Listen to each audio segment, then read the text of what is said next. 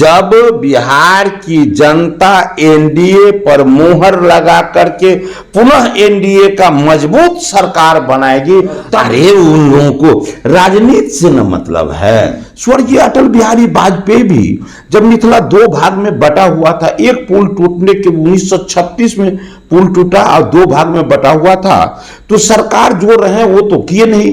तो फिर आदरणीय स्वर्गीय अटल बिहारी वाजपेयी उस कोसी महासेतु को जोड़कर मिथिला का मान बढ़ाए। इस बजट में मछली और मखान दोनों के लिए विशेष प्रावधान किए, दो काम किए।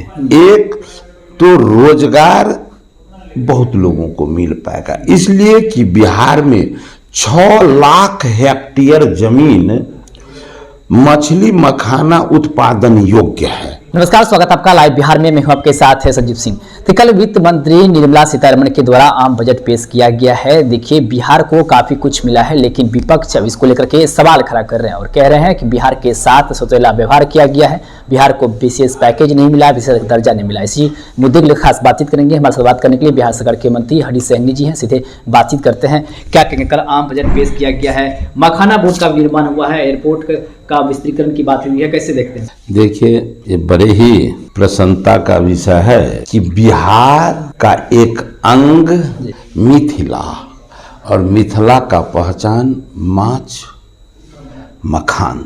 इस बजट में मछली और मखान दोनों के लिए विशेष प्रावधान किए। ये प्रावधान करके सरकार दो काम किए। एक तो रोजगार बहुत लोगों को मिल पाएगा, इसलिए कि बिहार में 6 लाख हेक्टेयर जमीन मछली मखाना उत्पादन योग्य है। तो उस 6 लाख हेक्टेयर में ये बोर्ड जो बना, तो उससे से अधिक कैसे लाभ लिया जाए, इसके लिए वो बोर्ड काम करेगी। इससे मखाना के उत्पादन, विपणन और प्रसंस्करण में बढ़ावा मिलेगा और लोगों को रोजगार मिलेगा हर स्तर। जो लोग उत्पादन करना चाहते हैं उत्पादन करेंगे, जो लोग तैयार मखान को वो उसका नया नया वैरायटी बनाकर बाजार में बेचना चाहते हैं, उनको भी सहयोग मिलेगा, हर क्षेत्र में सहयोग मिलेगा। और ये काम हमारे दुनिया के सबसे लोकप्रिय नेता नरेंद्र भाई मोदी जी और माननीय वित्त मंत्री निर्मला सीतारमण जी के द्वारा जो इतना बड़ा सौगात दिया गया, और सबको पता है जिस समय में बजट पेश हो रहा था उस समय में वो मिथिला पेंटिंग साड़ी पहनकर आई थी, और हमारे आदरणीय राष्ट्रपति महोदया वो भी मिथिला पेंटिंग में मछली का पेंटिंग बना हुआ था। इससे मिथिला का मान भी झलकता है और काम भी दिखाई दे रहा है कि मिथिला के, और ये भी सौभाग्य की बात है कि मिथिला के लिए काम केवल आज किया गया सो नहीं है। स्वर्गीय अटल बिहारी वाजपेयी भी जब मिथिला दो भाग में बटा हुआ था, एक पुल टूटने के 1936 में पुल टूटा और दो भाग में बटा हुआ था, तो सरकार जो रहे वो तो किए नहीं।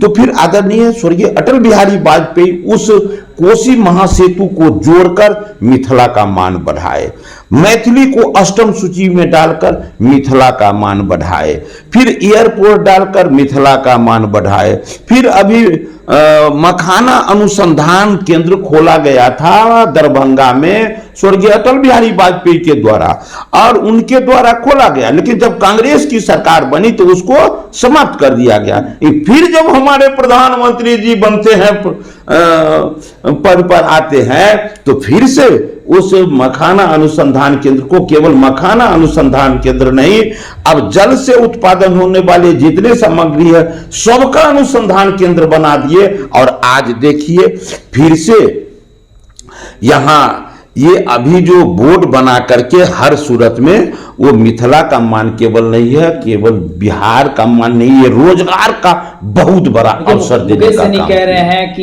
ये जो बजट पेश हुआ है इसमें विशेष राज्य का दर्जा ना विशेष पैकेज की जिक्र भी नहीं हुआ है, इससे गरीब जो है वो पीछे जाएंगे, बिहार इससे पीछे जाएगा, गरीब के लिए कुछ नहीं हुआ है, आम लोगों के लिए कुछ नहीं हुआ है। देखिए, बता रहा हूं, उन लोगों को केवल राजनीतिक शब्दों से मतलब है, विशेष राज का दर्जा। उनको पता है जब वो सत्ता में थे तो कांग्रेस ने कहा था कि किसी भी सूरत में संवैधानिक कारणों से नहीं हो सकता। ये हम नहीं कह रहे हैं, कांग्रेस के लीडर बोले थे, लेकिन वो उसी बात को पकड़ चूंकि यहां अब उनको बोलने के लिए कुछ है नहीं। यहां तो हर तरह का, चाहे वो गांव की महिला हो, युवा हो, या फिर देखिए IIT को विस्तारीकरण के लिए, एयरपोर्ट के विस्तारीकरण के लिए हर क्षेत्र में दिया गया है। ऐसा नहीं क्यों करे, बिहार पीछे जाएगा इससे? अरे उन लोगों को राजनीति से न मतलब है, विकास से मतलब नहीं है।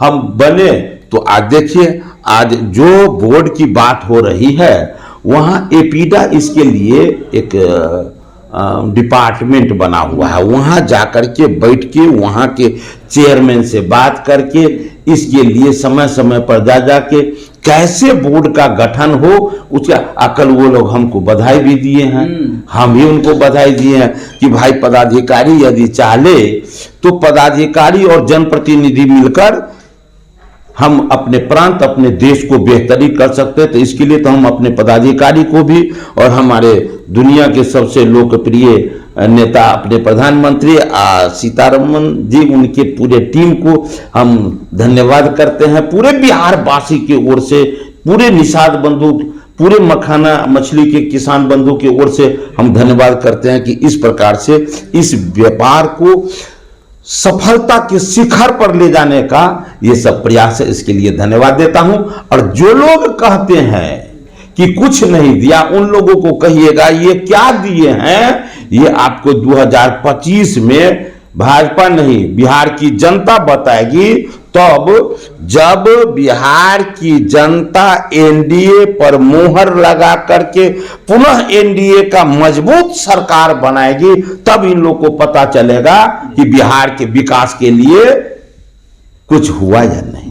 बहुत बहुत धन्यवाद करने के लिए। देखिए, हमसे बातचीत करते बिहार सरकार के मंत्री हरीश ने साफ कहा कि बिहार को क्या मिला है। जो लोग ये सवाल कर रहे हैं उनको जवाब जो है वो 25 के चुनाव में मिलेगा और जनता जवाब देगी। क्या कुछ तमाम मुद्दे को लेकर के वो आप सुन रहे थे। आप अपनी राय प्रतिक्रिया हमें कमेंट्स के मध्य दे सकते हैं। आप देखते लाइव बिहार। आप सभी का बहुत बहुत धन्यवाद। बिहार बोर्ड 10वीं 12वीं परीक्षा की डेट शीट आ गई है। क्या आपकी तैयारी अभी अधूरी है? घबराने की कोई जरूरत नहीं। आ गया है read and pass quick reviser crash course book, जो दे आपको परीक्षा के लिए VVI प्रश्नों की अल्प समय में बेहतर तैयारी। प्रकाशक भारतीय भवन, खजांची रोड, पटना।